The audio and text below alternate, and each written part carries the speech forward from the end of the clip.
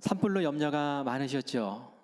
또 코로나 때문에 마음도 어려운데 또 산불까지 겹쳐서 설상가상이라는 말이 있는 것처럼 참 어렵다라는 그런 생각이 들지만 그래도 감사한 것은 하나님이 있어서 감사해요. 이런 어려움이 있을 때에는 더 손 뻗고 하나님의 든든한 손 붙잡는 우리가 되기를 간절히 축원합니다. 저도 지난 어제였죠. 어제 하루 계속 우리 성도님들 생각하면서 지냈어요.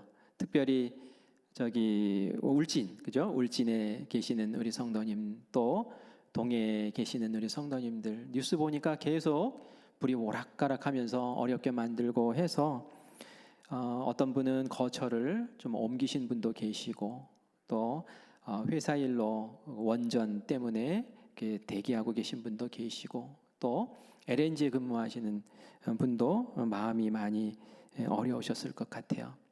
제가 어제 터덕터덕 이렇게 길을 지나가는데 제 뒷모습을 어느 성도님이 보셨던가 봐요. 그래서 너무 맥 빠져 보이신다고 목사님께서 기도해야겠다고 이제 그런 이야기를 제가 전해 들었는데 우리 성도님 생각하다 보니까 저도 모르게 그렇게 걸었던 것 같아요. 그래서 앞으로 씩씩하게 걸어야겠다 이런 마음을 다시 했습니다.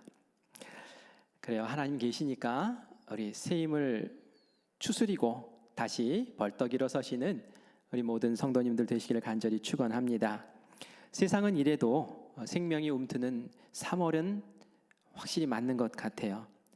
봄바람이 불고 또 생명이 움트는 것을 보면서 봄이구나, 생명이구나 라는 그런 생각을 갖습니다. 오늘은 사순절의 첫 번째 주일이죠. 절기가 바뀌었어요. 그래서 이 사순절에 대해서 좀 설명을 해드려야 될 것 같습니다. 우리가 부활절은 너무 잘 알죠. 예수님 부활하신 날 부활절을 기점으로 해서 주일을 제외한 40일을 거슬러 올라가요. 그러면 그날이 사순절의 시작을 알리는 제의 수요일이라고 합니다. 우리는 제의 수요일을 따로 지키지는 않지만 이전에는 이마에다가 제 있죠. 제, 나무 타고 남 제를 이렇게 십자가 모양으로 이렇게 칠하고 그리고 자기의 죄를 회개하면서 사순절을 그렇게 시작을 했다고 해요. 올해는 부활절이 4월 17일입니다. 지난주 수요일인 3월 2일이 사순절에 시작되는 수요일이었죠. 이제 앞으로 우리가 주일을 지내면서 계속 사순절 첫째 주일, 둘째 주일 하면서 부활절까지 사순절 절기로 지키게 됩니다. 사순절 하면 여러분들이 이게 무슨 의미야? 라고 할 텐데요. 그 사는 넉사자, 수는 어떤 순이냐면 열이라는 의미를 가지고 있는 순, 절은 절기를 얘기할 때 쓰는 말입니다. 다시 말해서 넷이 열, 40일을 얘기를 하는 거죠. 그 40일 동안 부활절을 맞기 전에 우리가 지키자라는 그런 의미가 있습니다. 그런데 왜 40일일까요? 전승에 따르면 예수님이 성경에도 나오죠. 사역을 시작하시기 전에 성령님이 이끄셔서 광야로 가세요.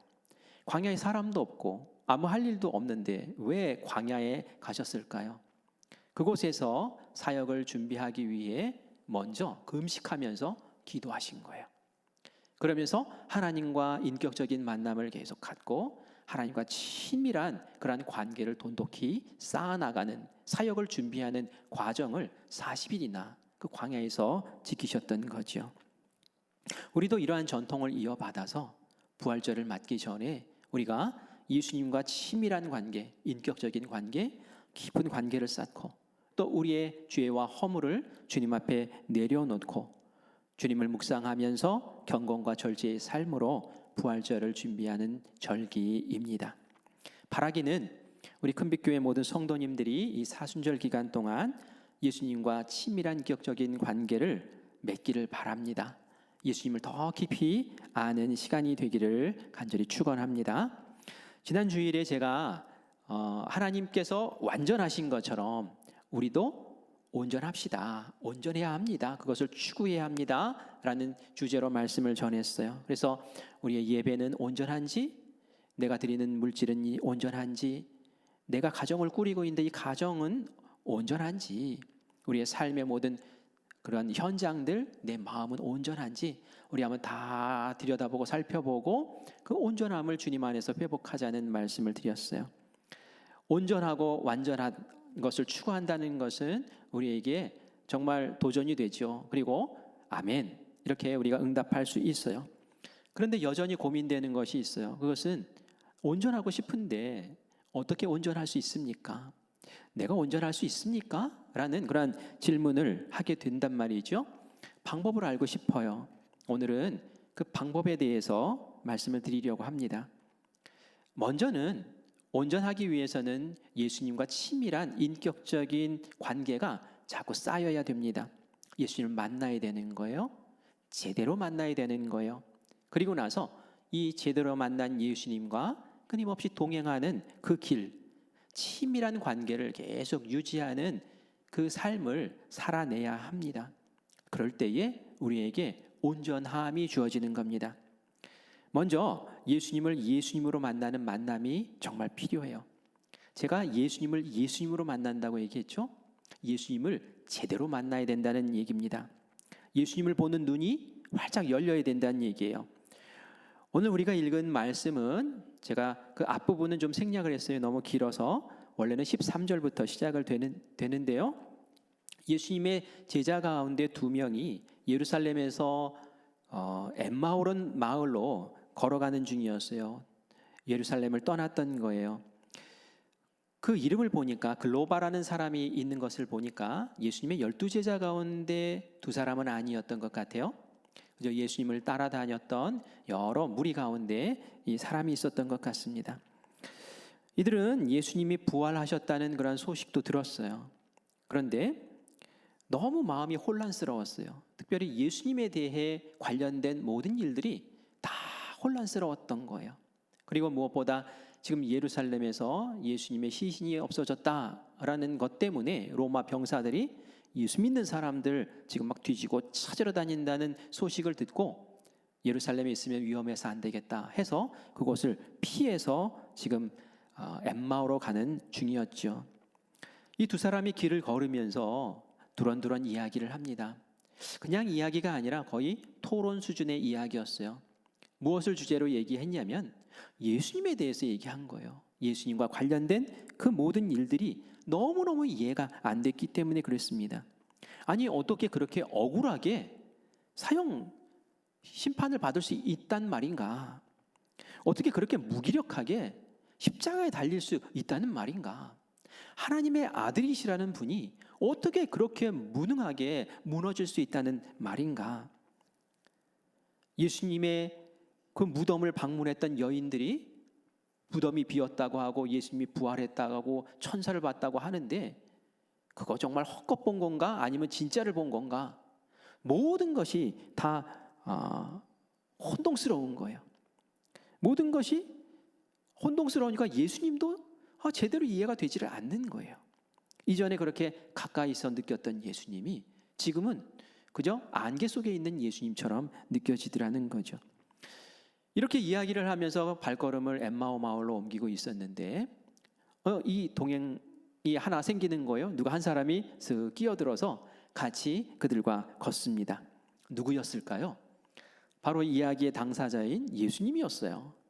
그런데 놀랍게도 이 2사람은 자기들과 지금 함께 걷고 있는 이 사람이 예수님이라는 것을 전혀 알아보지 못합니다. 예수님이 이들에게 묻습니다. 너희 지금 무슨 일로 그렇게 이야기를 하느냐? 글로바가 슬픈 얼굴로 이야기합니다. 아니 당신도 보니까 이 길을 걷는 걸 보니 예루살렘에서 지금 나온 것 같은데 아니 예루살렘에서 지금 발칵 뒤집을 일이 벌어지지 않았냐? 당신 귀 막고 사냐? 그거 다 알고 있지 않냐? 그곳에 일어난 일을 정녕 모른단 말이냐? 하면서 자기들이 지금까지 얘기하고 있었던 그 일을 얘기를 하는 거예요. 그런데 말이죠. 그렇게 얘기하면서도 예수님의 얼굴을 보면서도 예수님을 알아보지 못하는 것이 정말 이상하단 말이죠. 아니 어쩌면 이럴 수가 있죠? 왜 못 알아보지요? 성경은 그들의 눈이 가리웠다라고 그렇게 표현을 합니다. 예수님에 대해서 눈이 가리웠던 거예요. 나중에 예수님은 이렇게 표현을 합니다.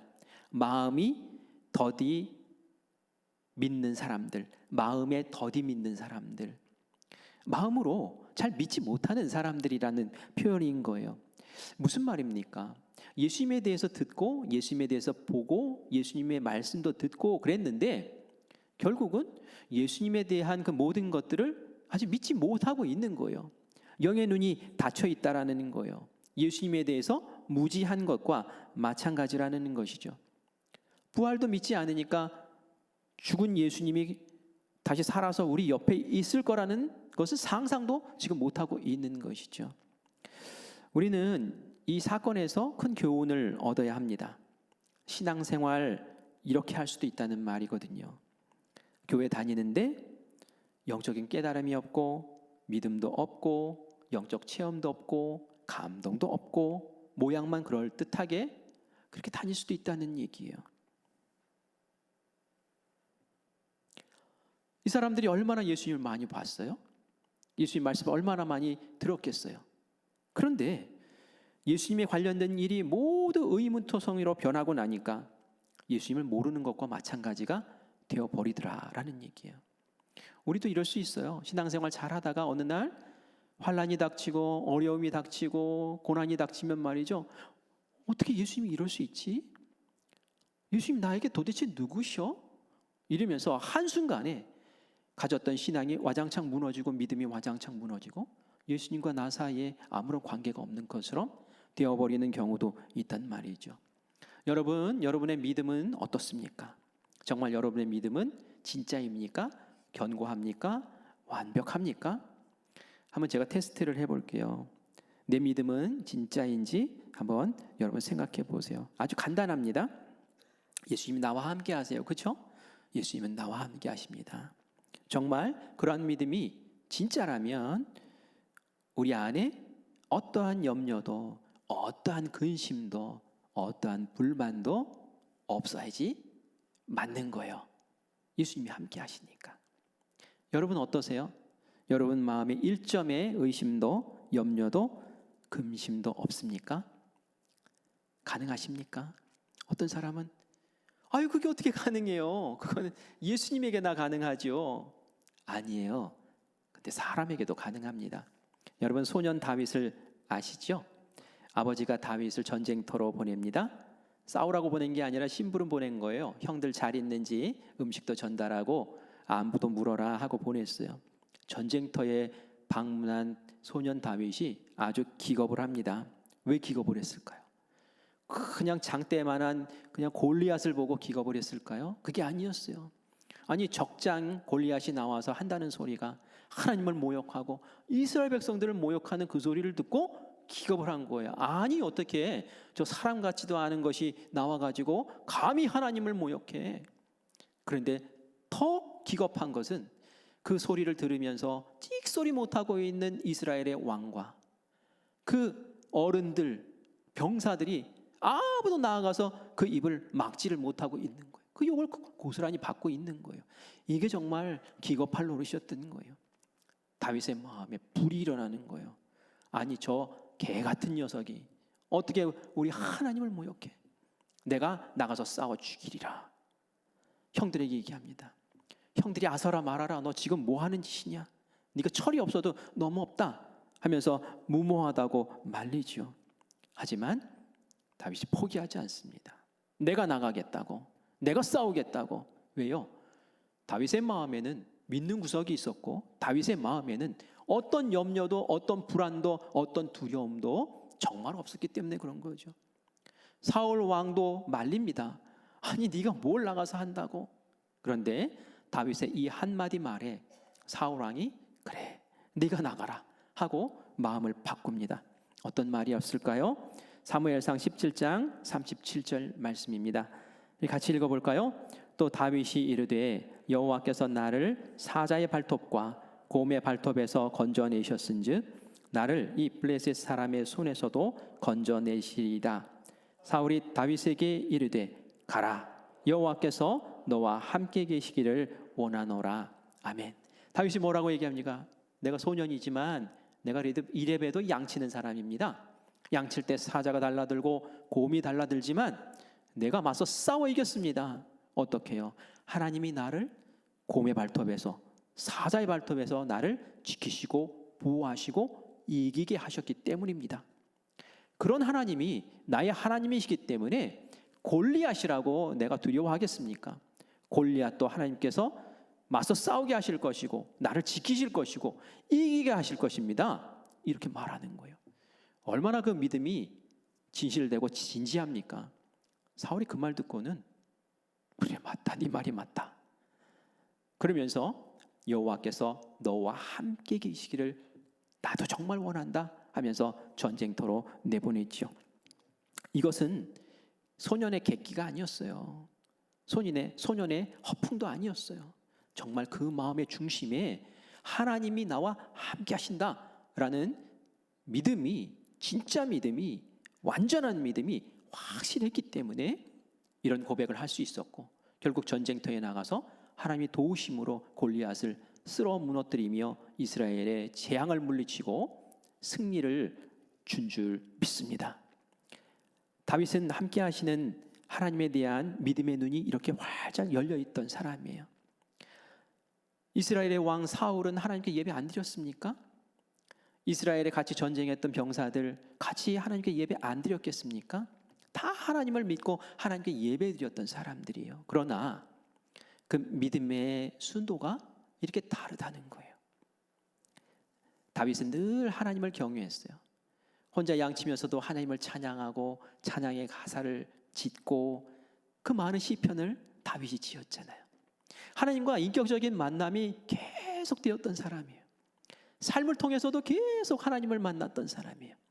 그 말씀이 어떻게 이루어지는지를 그 삶을 통해서 계속 실천하고 실험해 보았던 사람이란 말이죠. 이렇게 하나님과의 계속적인 만남을 이 다윗은 가졌기 때문에 그 마음 가운데 그 신실한 믿음이 든든히 서 있었던 줄 믿습니다. 예수님을 만나야 합니다. 그러면 우리 이렇게 얘기할 수 있어요. 나는 벌써 이 예수님 만났지. 벌써 영접 기도했고 예수님 만난 지가 벌써 얼만데.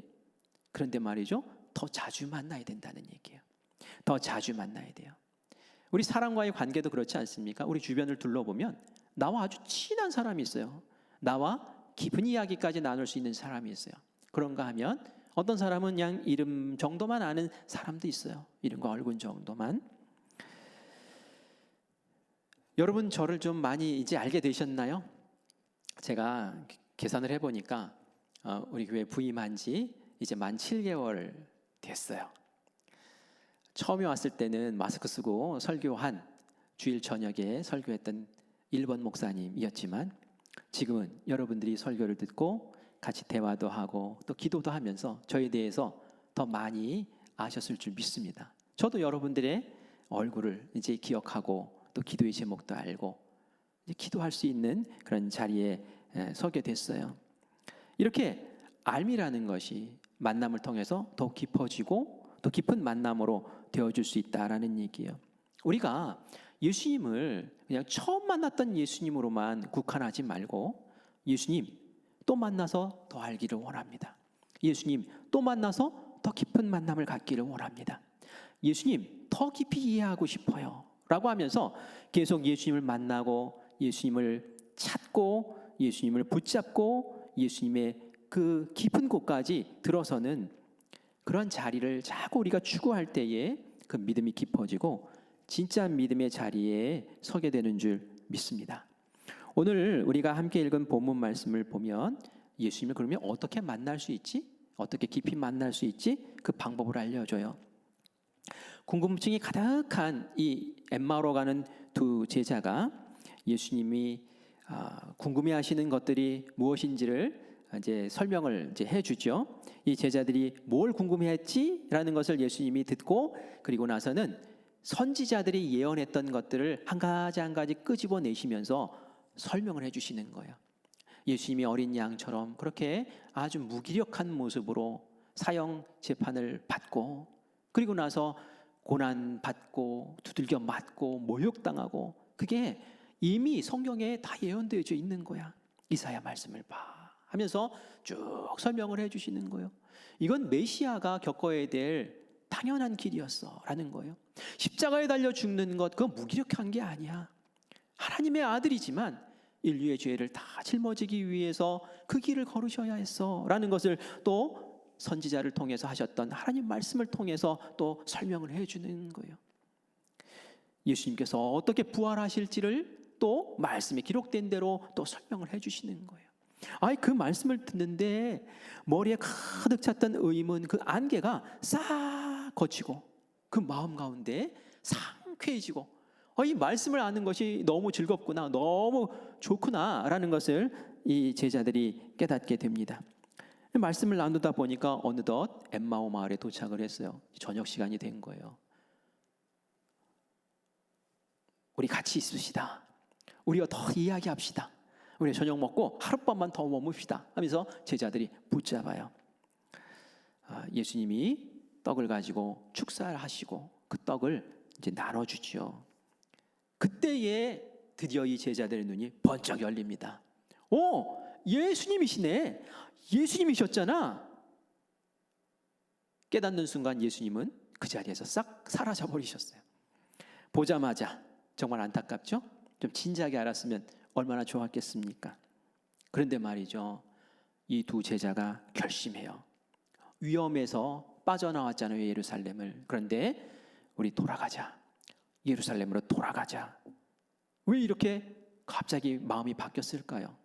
그 위험한 곳으로 왜 가려고 했을까요? 예수님 만났기 때문에 그런 거죠. 예수님을 제대로 만나니까 그 마음 가운데 함께 하시는 그 예수님을 제대로 만나니까 두려운 게 없어진 거예요. 염려가 사라진 거예요. 오히려 예수님 살아계신 그 사건을 빨리 가서 전하고 싶은 거예요. 이 기쁜 소식을 왜 우리만 알고 있어? 낙심하고 실망한 우리 다른 제자들에게도 알려야지. 사실 이들의 육신의 눈에는 예수님이 지금 보이지 않아요. 하지만 영의 눈이 열렸어요. 우리와 함께 하시는 하나님. 어떻게 이들의 영의 눈이 열렸습니까? 32절 말씀 같이 읽어보겠습니다. 그들이 서로 말하되 길에서 우리에게 말씀하시고 우리에게 성경을 풀어주실 때에 우리 속에 마음이 뜨겁지 아니하더냐. 그 길을 걸으면서 예수님이 구약의 선지자들의 이야기를 쭉 들려주시면서 예수님과 관련되었던 이해하지 못할 부분들을 다 설명해 주시는데 그때에 마음이 뜨거웠던 거예요. 그때에 이해가 됐던 거예요. 그때에 말씀을 통해서 예수님을 제대로 알게 되고 제대로 깨닫게 되고 제대로 만나게 된 줄 믿습니다. 예수님은 부활의 몸을 제자들에게 잠깐 보이시고 사라지셨지만 이들이 말씀 속에서 만난 그 예수님은 그들의 마음에 꽉 각인이 되고 그들의 마음에 뜨거운 믿음으로 다시 한번 자리매김하신 줄 믿습니다. 말씀 속에서 예수님 이렇게 만날 수 있는 거예요. 말씀 속에서 계속 만날 수 있는 거예요. 예수님은 우리에게 함께 하신다고 확실하게 말씀으로 약속을 하셨어요. 마태복음 28장 19절 20절 말씀입니다. 그러므로 너희는 가서 모든 민족을 제자로 삼아 아버지와 아들과 성령의 이름으로 세례를 베풀고 내가 너희에게 분부한 모든 것을 가르쳐 지키게 하라. 볼지어다. 우리 같이 읽습니다. 내가 세상 끝날까지 너희와 항상 함께 있으리라 하시니라. 아멘. 예수님이 우리에게 권세를 주셨어요. 모든 민족으로 제자를 삼는 권세를 주시고 그것을 하라고 명하셨어요. 그러면서 마지막에 무엇을 덧붙이셨습니까? 예수님이 우리와 항상 함께 한다고, 세상 끝날까지 함께 하신다고, 그것은 우리와 영원히 함께 하시겠다는 그런 약속의 말씀입니다. 우리가 이렇게 함께 하시겠다고 하시는 예수님의 그 말씀을 정말 오롯이 믿는다면 우리 마음에 염려와 근심 사라지는 것은 너무나 당연한 거예요. 그렇지 않습니까? 우리의 생각과 삶이 바뀔 수밖에 없는 거예요. 그래서 그런 모습의 삶을 통해 하나님께서 우리에게 역사하시고 다윗에게 베푸셨던 그 놀라운 승리의 기적들이 우리의 삶을 통해 드러나게 하실 줄 믿습니다. 함께 하시는 예수님 더 자주 만나셔야 돼요. 그래서 더 깊이 하셔야 돼요.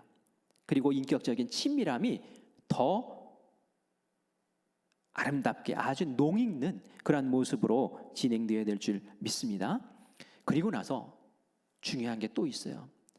만났던 그 관계를 끊임없이 유지해 나가는 거예요. 한 번 만나고 은혜 받고 그리고 잊어버리는 것이 아니라 그 관계를 계속 유지할 수 있는 노력과 애씀이 우리 가운데 있어야 된다는 말이에요. 이렇게 관계를 계속 유지하는 것을 어떤 사람은 바라본다, 주님을 바라본다 라는 표현으로 하기도 하고요. 또 어떤 사람은 동행한다 라는 표현을 쓰기도 합니다. 오늘 찬양의 제목이, 특성의 제목이 동행이라는 것이었잖아요. 동행한다고. 예수님을 바라보는 것이 이런 능력이구나 라고 제가 깨닫게 된 일화가 있습니다. 다른 분의 간증이에요. 지구촌 교회의 원로 목사님이신 이동원 목사님의 이야기를 잠깐 들려드릴게요. 2020년에 있었던 일입니다. 2020년이면 얼마 전이죠. 사랑하는 둘째 아들이 먼저 하늘나라로 갔습니다. 미국에서 LA에서 변호사로 잘 활동하고 믿음이 좋았던, 정말 부모에게는 자랑스러운 기쁨을 주는 아들이었는데, 이 아들이 대장암으로 하늘나라에 가게 됐어요. 대장암 4기라는 진단을 받고 항암 치료를 시작했답니다. 그때 이 목사님 무엇을 왜 기도했겠습니까? 살려주세요, 살려주세요, 낫게 해주세요. 그런 기도를 얼마나 드렸겠어요. 그런데 항암 치료를 계속 진행하면서 결과가 별로 좋지가 않은 거예요. 그래서 어떻게 했을까요? 더 간절히 기도했죠. 하나님 살려주세요, 하나님 기적을 베풀어 주세요. 그래서 제가 어디 주님 말씀 전하러 갔을 때에 이 기적의 소식을 전하면서 우리 사랑하는 성도들을 일으켜 세울 수 있도록 기적을 베풀어 주세요 하면서 그렇게 졸랐대요. 근데 어느 날 갑자기 이런 생각이 들더래요.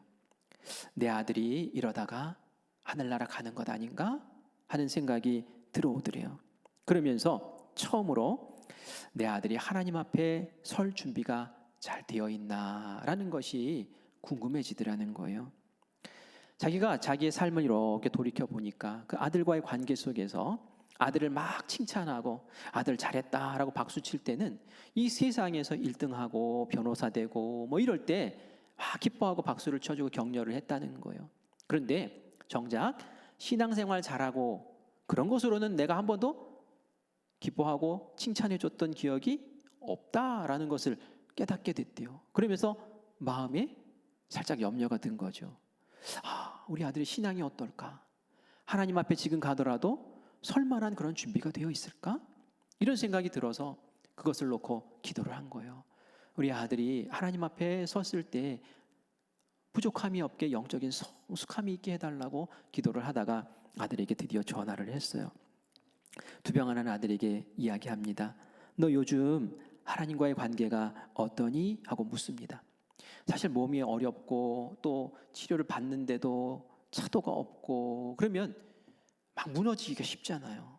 그런데 말이죠, 이 아들이 아주 밝은 목소리로 그렇게 얘기를 하더래요. 아버지, 걱정하지 마세요. 저 모든 거 다 내려놓고 주님께만 집중하고 있습니다. 주만 바라봅니다. 그렇게 얘기를 하더라는 거예요. 그래서 내심 안심이 됐죠.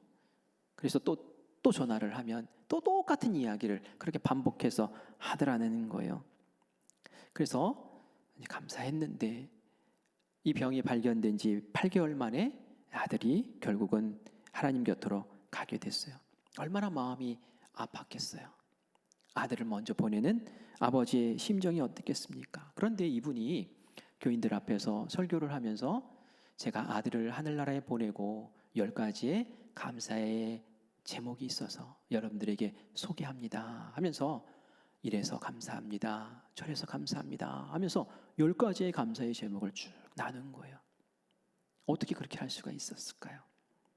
그것은 주님만 바라보는 마음이 있었기 때문에 가능한 줄 믿습니다. 그 아들이 외로움과 그 투병의 고통을 어떻게 견딜 수 있었을까요? 기쁨으로, 밝은 목소리로 어떻게 견딜 수 있었을까요? 그것은 말이죠, 주님만 바라보았기 때문에 그런 줄 믿습니다. 죽음의 두려움도 주님만 바라보니까 아무것도 아닌 것인 거예요. 이 아버지도 주님만 바라본 아들이 주님 곁에 가 있을 것 생각하니까 아들을 잃은 그 슬픔까지도 감사로 변하게 된 줄 믿습니다. 그래서 히브리서 기자는 온전한 믿음 갖기를 원하냐? 정말 너희가 온전해지기를 원하냐? 그러면 주님만 바라봐라 라고 우리에게 권면합니다.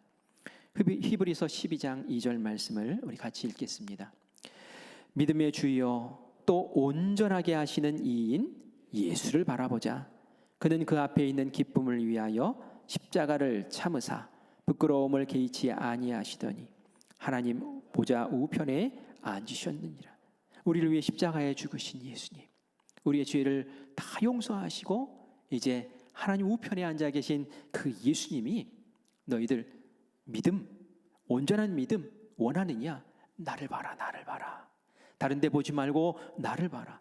내가 믿음의 주인이다. 내가 온전케 하는 주권자야. 나를 바라봐 하면서 우리의 온전한 믿음을 세우기 위해서 예수님을 바라보라고 그렇게 말씀하고 계시는 줄 믿습니다. 맞아요. 우리가 주님과의 관계 맺죠. 또 순간순간 주님과 자꾸 만나죠. 그런데 이것이 흐트러지지 않게 늘 항상 주님을 향해 내 시선이 고정될 수 있도록, 내 마음이 집중할 수 있도록 우리의 마음을 추스리고 의식적으로 주님을 생각하고 의식적으로 항상 기도하는 그러한 모습을 취해야 될 줄 믿습니다. 마태복음 14장에 가면 베드로가 물 위를 걷는 장면이 나오죠. 사람으로 물 위를 처음 걷는 사람이었어요. 예수님이 제자들에게 배를 타고 이 갈릴리 호수 저편으로 가라고 말씀하세요. 나는 좀 기도 좀 하고 갈게 하면서 예수님 산에 가서 기도하셨어요. 아니 배를 타고 가는데 갑자기 풍랑이 일고 바람이 불고 배가 정말 난리예요. 재난이 닥친 거예요. 이거 어떡하지? 힘들어서 고생하면서 밤을 꼬박 샜는데 새벽녘에 누군가가 물 위를 걸어서 오는 거예요. 깜짝 놀랐어요. 귀신이다, 유령이다 하면서 난리가 벌어졌습니다.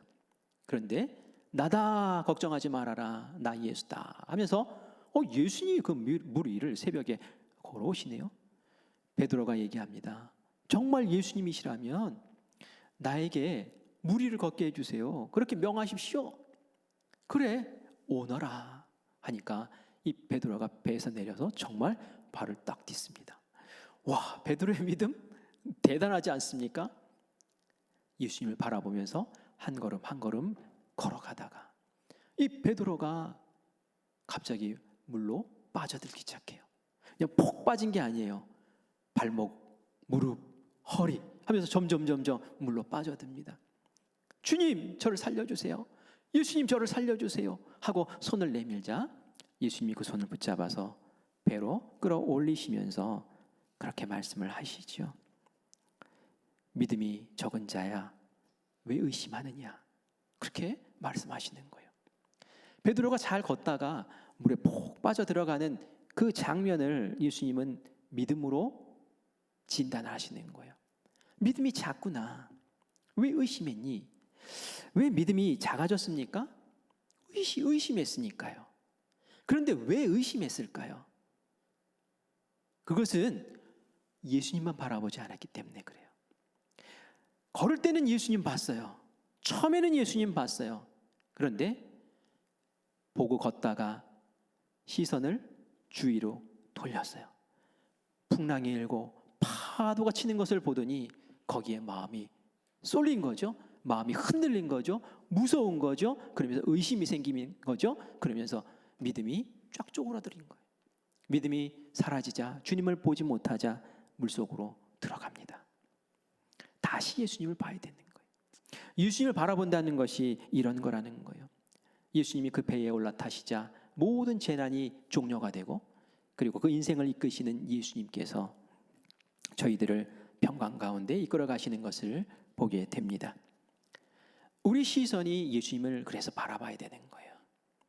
예수님 한 번 만나고 끝나고 한 번 만났으니 됐고 이게 아니라 한 번 만난 예수님이 나와 끊임없는 동행의 관계를 가질 수 있도록 그 길을 추구하고 바라보고 예수님 딱 팔짱 끼고 하루 24시간을 종일 살아가는 우리가 되어야 될 줄 믿습니다. 그래서 예수님 말씀하세요. 요한복음 15장 5절 말씀입니다. 나는 포도나무요 너희는 가지라. 그가 내 안에, 예수님이 내 안에, 내가 그 안에 거하면, 또 주님이 내 안에 거하면 사람이 열매를 많이 맺는데요. 나를 떠나서는 너희가 아무것도 할 수 없대요. 그죠? 계속 붙어 있으라는 얘기예요. 같이 있으라는 얘기예요. 예수님만 바라보라는 얘기예요. 딱 떨어지는 순간 아무것도 아닌 것이 되는 거예요. 제가 어디에서 왔나요? 여주에서 왔어요. 여주 전원 마을에서 왔습니다. 문만 열고 나가면 텃밭이 있었어요. 라면 끓이다가도 텃밭에 나가서 파 하나 뚝 뽑아오고 축축축축 잘라서 집어넣고 너무 편했어요. 상추도 따오고 그랬는데 제가 정말 이렇게 기르면서 마음이 흡족했던 것이 있었어요. 뭐였냐면 방울토마토였습니다. 방울토마토를 잘 심었어요. 제가 다른 거는 칭찬을 못 받았는데 이 방울토마토는 말이죠. 그 농사 지으시는 분이 지나가시다가도 어쩌면 이렇게 방울토마토 잘 기르시냐고. 제가 농사 꿈보다 더 잘 길렀어요. 그래서 이렇게 꽃이 피고 꽃이 지면 거기서 이제 방울토마토가 하나씩 맺히기 시작하는데 막 포도송이처럼 열려요. 포도송이처럼. 여기서 녹색으로 시작했다가 토마토색으로 바뀌고 또 노란색을 샀을 때는 노란색으로 바뀌고 재미가 쏠쏠해요. 여기는 노랗게 익었는데 여기는 초록색이 있고 또 익어가고 또 꽃피고 또 익어가고 이게 뭐 한순간에 확 따는 게 아니라 늦가을에 첫설이 내릴 때까지 그때까지 계속 따먹을 수 있어요. 그래서 아침에 그릇 하나 가지고 나가서 따서 집에다 놔두면 하루 종일 오며 가며 이렇게 먹을 수가 있었어요. 지금도 그립습니다. 그런데 제가 말이죠. 이 애지중지하는 이 토마토 나무를 만지다가 이게 여러분 저기 보시면은 노끈으로 쫙 이어져 있던 파란 노끈으로 쭉쭉 가 있는 거 있죠. 이 방울토마토가 말이죠. 이렇게 자라는데 곁에 가지는 꺾어 제거를 해주고 한 줄기만 쭉 뻗어 나갈 수 있게 해줘야 되거든요. 그렇게 하다 보면 이게 계속 자라요. 근데 하늘 높은 즉 보호할 수가 없잖아요. 그래서 어느 정도 자라면은 줄을 매서 이렇게 옆으로 쭉 가게 이제 만들어 주는 거예요. 그러면 한 5m 정도 계속 자라면서 열매를 맺는 거죠. 그런데 말이죠, 이 딱 꺾이는 부분을 제가 이렇게 만지다가 어떻게 됐을까요? 이게 똑 부러진 거예요. 똑 꺾어진 거예요. 그래서 어떻게 이거 왜 이거 어떻게 이렇게 하지 하면서 이렇게 만지다 보면 그냥 이게 똑 끊어져 버렸네요. 이 앞에 엄청나게 많이 달려 있는데 지금 익어서 따먹어야 될 것이 엄청나게 달려 있는데 이게 똑 부러진 거예요. 제가 어떻게 했을까요? 응급처치를 해야죠. 집에 들어가서 전기줄 이렇게 감는 검정 테이프 있잖아요. 그걸 가져다가 딱 해가지고 칭칭 동여맸어요. 다 동여매고 안수기도 한번 하고 그리고 들어갔는데 이게 죽은지 살았는지를 잘 모르겠는 거예요. 며칠이 지나도 일주일이 지나도 2주일이 지나도 이게 붙었나 어떻게 됐나 시간이 돼도 이쪽에 꺾여서 이쪽으로 나간 부분이 이게 변해야 되거든요. 색깔이 변해야 되거든요. 안 변하는 거예요. 계속 그냥 초록색으로 그냥 있는 거예요. 그러더니 잎이 시들시들하기 시작한 거예요. 이게 뭡니까? 그렇죠. 이거죠. 이거. 왜요? 붙어 있는 것 같지만 가만 놨지만 떨어져 있는 거예요. 우리 신앙생활이 이럴 수 있다는 거예요. 예배드리고 뭐 어떻게 하고 그러는데 정말 중요한 부분이 예수님과의 관계가 이렇게 단락되어 있다면 1mm라도 벌어져 있으면 그건 죽는 거란 말이죠. 우리가 주님을 묵상하고 주님을 바라보고 말씀으로 끊임없이 만나는 그러한 은혜가 있을 때, 그러한 과정이 있을 때에 다윗 같은 하나님께서 귀하게 쓰시는 하나님의 오른손에 붙잡힌 그런 놀라운 역사가 우리 가정마다 우리 교회에서 우리 일터에서 일어나게 될 줄 믿습니다. 정말 그렇게 되기를 간절히 소원합니다. 그래서 우리가 사순절을 보낼 때에 그냥 보내면 안 되겠다라는 생각이 들었는데 정말 감사하게도 남선교회에서 목사님, 우리 교인들 성경 통독하는 거 우리 남선교회에서 좀 하면 어떨까요? 아이고, 너무 좋죠. 너무 좋죠. 그래서 여러분 주보에 성경 읽기 카드를 집어넣었어요. 이걸 체크하면서 우리 1년 동안 성경 한 번씩 다 읽자고요. 여러분 솔직히 1년에 성경 한 번 안 읽고 지내시는 해가 많잖아요. 부끄러운 거예요. 어디서 예수님 만난다고요? 말씀에서 만나는 거예요. 말씀에서. 우리 가만히 있는다고 예수님 만나집니까? 말씀 속에서 주님의 말씀을 들으면서 예수님이 이런 생각 가지셨군요. 하나님이 이런 분이셨군요. 하나님 감사합니다. 만나주셔서. 하나님 이 말씀 들으면서 제 마음이 뜨거워집니다. 하나님 이렇게 살겠습니다. 이게 다 말씀에서 이루어지는 거거든요. 우리가 말씀으로 도전합시다. 그 길을 걸어갑시다. 그리고 사순절이니까 우리 특별히 예수님과 더 깊이 만났으면 좋겠어요. 그래서 사순절에는 이 사순절 사복음서 말씀 읽기표를 따로 만들었어요. 주일에는 3장, 평일에는 2장 이렇게 읽으면 말이죠. 사순절 기간 동안 부활절 되기 전까지 우리가 사복음서를 다 읽을 수 있어요. 이 사복음서 안에 예수님의 이야기가 다 담겨 있잖아요. 우리 이 말씀 읽으면서 예수님 한번 제대로 만나보자고요.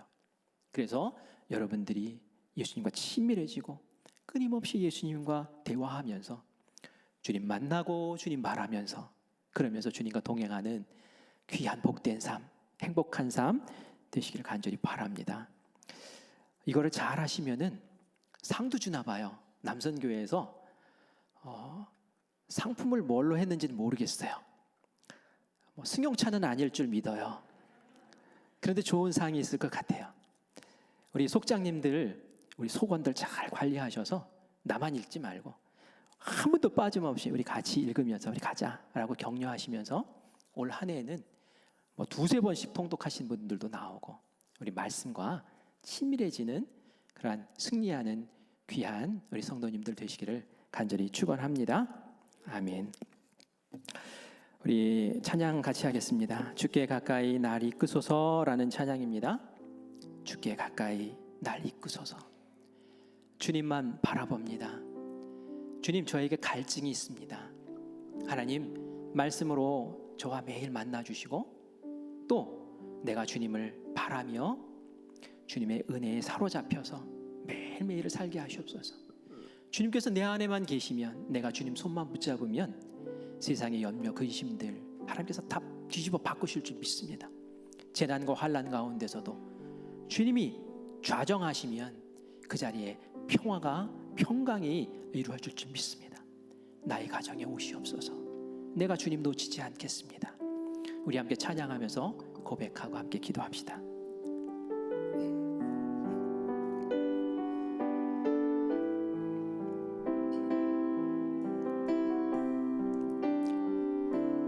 주께 가까이 날 이끄소서.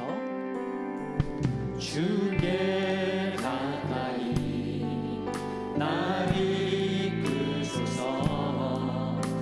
간절히 주님만을 원합니다. 채워주소서. 주의 사랑을 진정한 찬양 드릴 수 있도록 목마른 나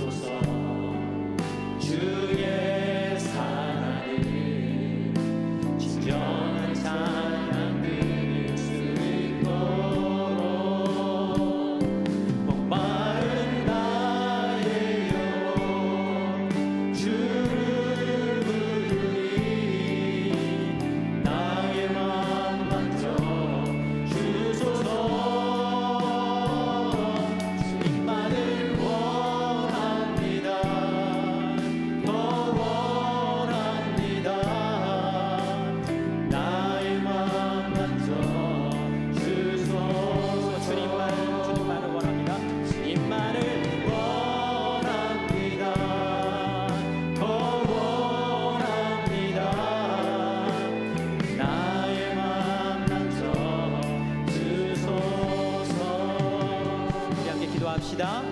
주님 만나기 원합니다. 이전에 만났던 주님보다 더 깊은 만남을 원합니다. 주님의 귀한 마음들 다 헤아려 알기를 원합니다. 주여, 만남의 복을 허락하여 주실 때에 주님 만나는 복을 허락하여 주시옵소서. 말씀 안에서 만나기를 원합니다. 주님, 말씀을 깨닫게 하시는 은혜를 허락하여 주시옵소서. 주님만 바라보기를 원합니다. 주님의 손잡고 동행하기를 원합니다. 주님 쫓아가기를 원합니다. 나의 시선이 주님에게만 고정되기를 원합니다. 우리 주님 한번 부르고 함께 고백하겠습니다. 주여, 아버지 은혜를 감사합니다. 오늘도 주님의 말씀으로 우리를 흔들어 깨워주시고 주의 말씀 가운데 사로잡혀야 될 시간이 바로 지금임을 알게 하신 은혜를 감사합니다. 우리가 사순절을 시작하며 주님의 은혜에 사로잡힌 귀한 날들이 되기를 원합니다. 주님 보기를 원합니다. 주님 말씀 듣기를 원합니다. 말씀 속에서 깨닫기를 원합니다. 우리 마음이 뜨거워지게 하여 주시고 하나님께서 엠마오 마을로 가던 그 두 제자들에게 설명하시고 해설하시고 깨닫게 하시고 마음에 감동 주시고 그들의 발걸음을 돌이키게 하여 주시고 예수님 알게 하시는 그 기쁨이 우리 가운데 있기를 원합니다. 예수님 얼굴 보기를 원합니다. 예수님과 늘 동행하기를 원합니다. 주님 바라며 이 세상의 염려와 근심들을 물리치고 주님의 은혜의 손에 붙잡혀서 승리하는 귀한 삶 되기를 원합니다. 아버지 하나님, 그 첫걸음을 아버지 하나님 우리 잘 뗄 수 있도록 주님 도와주시고 그의 길들 아름답게 걸어가며 승리하는 우리 사랑하는 성도들 될 수 있도록 주여 도와주시옵소서. 주님 다윗과 같은 귀한 용사들로 주님 세우시옵소서. 말씀 보겠습니다. 말씀 듣겠습니다. 말씀대로 행하겠습니다. 주님 우리를 귀하게 사용하여 주시옵소서. 하나님 은혜를 감사합니다. 엠마오 마을로 갔던 그 두 제자들, 예수님에 대해서 정말 안개와 같이 뿌옇게 의심하며 걸었던 그 발걸음을 말씀을 통해서 돌이키게 하시고 굳건한 믿음 세워주시고 예수님 바로 알게 하시니 너무나 감사합니다. 아버지 하나님, 우리가 그런 자리에 서 있게 하실 줄 믿습니다. 말씀 듣게 하시고 보게 하시고 읽게 하시고 내가 그 말씀 속에서 주님을 새롭게 발견해 나가는 매일의 새로운 만남이 우리에게 주어지게 하여 주시옵소서. 주님이 나와 동행하심을 굳건하게 믿게 하여 주시어서 이 세상 가운데 염려, 두려움, 근심들 가운데 허우적거리지 말게 하여 주시고 주님 은혜 가운데서 승리하게 하시는 평강 주시는 그 은혜를 누리며 사는 모두가 되게 하여 주시옵소서. 산불이 우리를 두렵지 못하게 하시옵소서. 코로나가 우리를 두렵게 하지 못하게 하여 주시옵소서. 주님께서 우리와 함께 하시니 이 어려움도 극복하며 이기게 하실 줄 믿습니다. 순전한 믿음으로 주님 바라보며 다윗에게 허락하셨던 그 능력으로 우리가 이 세상을 극복해 나가며 주님의 역사를 펼쳐나가는 주님의 귀한 손에 잡힌 종들 되게 하여 주시옵소서. 모든 것을 감사드리며 살아계신 예수님의 이름으로 기도합니다. 아멘.